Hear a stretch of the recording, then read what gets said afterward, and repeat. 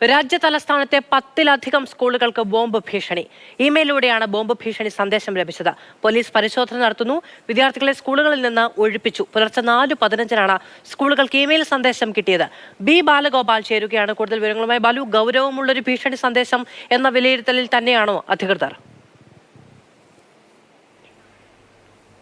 മാധു, നിലവിൽ ഈ പരിശോധനയിൽ ഒന്നും തന്നെ കണ്ടെത്തിയിട്ടില്ല. പക്ഷേ ഡൽഹിയിലെ പല സ്കൂളുകൾക്കും ഈ ഭീഷണി സന്ദേശം ഇമെയിലിലൂടെ ലഭിക്കുകയും ചെയ്തിട്ടുണ്ട്. എൻ്റെ മകൾ ഉൾപ്പെടെ പഠിക്കുന്ന സ്കൂളിൽ അത്തരം ഈ ഭീഷണി സന്ദേശം ലഭിക്കുകയും ഈ സ്കൂളുകളിൽ നിന്ന് കുട്ടികളെ അവരുടെ വീടുകളിലേക്ക് മടക്കി കൊണ്ടുപോകണമെന്ന് രക്ഷകർത്താക്കൾക്ക് നിർദ്ദേശം നൽകുകയും ഒക്കെ ചെയ്തു. സാധാരണഗതിയിൽ ഈ രക്ഷകർത്താക്കളൊക്കെ ഈ കുട്ടികളെ സ്കൂളിലാക്കിയതിനു ശേഷം പിന്നെ ഓഫീസിലൊക്കെ പോയി കഴിഞ്ഞാൽ അവരെ തിരികെ സ്കൂളിൽ നിന്ന് വിളിച്ച് വീട്ടിൽ കൊണ്ടുവരുന്ന ബുദ്ധിമുട്ടൊക്കെയാണ് ഇപ്പോൾ പല സ്കൂളുകളിലും കാണുന്നത്. പക്ഷേ ഈ സ്കൂളുകളൊക്കെ തന്നെ ഈ ഭീഷണി സന്ദേശം ലഭിച്ചിരിക്കുന്ന സ്കൂളുകൾ ഒന്നും തന്നെ നിലവിൽ പ്രവർത്തിക്കുന്നില്ല. അവിടെയൊക്കെ ഈ ഡൽഹി പോലീസിൻ്റെയും അതുപോലെ ഡൽഹി പോലീസിൻ്റെ ബോംബ് സ്ക്വാഡും അതുപോലെ തന്നെ ഈ അഗ്നിശമന സേനാ വിഭാഗത്തിലെ അംഗങ്ങളുമൊക്കെ ഈ പരിശോധന ഇപ്പോൾ നടത്തി വരികയാണ്. ഞാൻ നേരത്തെ സൂചിപ്പിച്ചതുപോലെ നിലവിൽ ഇതുവരെ യാതൊരു തരത്തിലുള്ള ഈ സംശയാസ്പദമായ ഏതെങ്കിലും സാധനങ്ങളോ മറ്റോ ഒരു സ്കൂളുകളിൽ നിന്ന് കണ്ടെത്തുകയും ചെയ്തിട്ടില്ല. പുലർച്ചെ 4:15-നാണ് ഈ ഇമെയിൽ സന്ദേശം മിക്ക സ്കൂളുകൾക്കും ലഭിച്ചിരിക്കുന്നത്.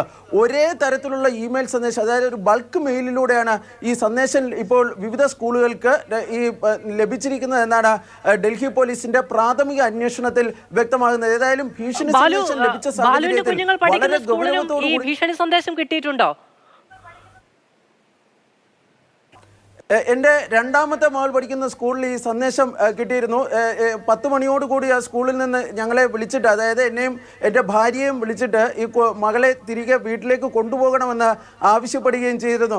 തുടർന്ന് ഭാര്യ ലീവ് എടുത്ത് ഈ സ്കൂളിലെത്തി അവളെ, അതായത് എൻ്റെ രണ്ടാമത്തെ മകളെ വിളിച്ച് വീട്ടിലെത്തിക്കുകയും ചെയ്തിട്ടുണ്ട്. ഏതായാലും നിലവിൽ ഈ പറയുന്നത് പോലെ തന്നെ ഇതേ പ്രതിസന്ധി ഡൽഹിയിലെ പല രക്ഷകർത്താക്കളും ഇന്ന് അനുഭവിക്കുകയും ചെയ്തിട്ടുണ്ട്. കാരണം നമ്മൾ രാവിലെ സ്കൂളുകളിലേക്ക് കുട്ടികളെ വിട്ടതിന് ശേഷം പിന്നീട് ഈ സന്ദേശമൊക്കെ ലഭിക്കുമ്പോൾ അത് വലിയ തോതിലുള്ള ഒരു പാനിക്ക് രക്ഷകർത്താക്കൾക്കിടയിൽ ഉണ്ടായിട്ടുണ്ട്. പക്ഷേ യാതൊരു തരത്തിലുള്ള പ്രതിസന്ധികളും ഇല്ല എന്നാണ് പോലീസ് അറിയിച്ചിട്ടുള്ളത്. പോലീസ് ഇതുമായി ബന്ധപ്പെട്ട് വളരെ വിശദമായ അന്വേഷണം ഇതിനോടകം തന്നെ ആരംഭിക്കുകയും ചെയ്തിട്ടുണ്ട്.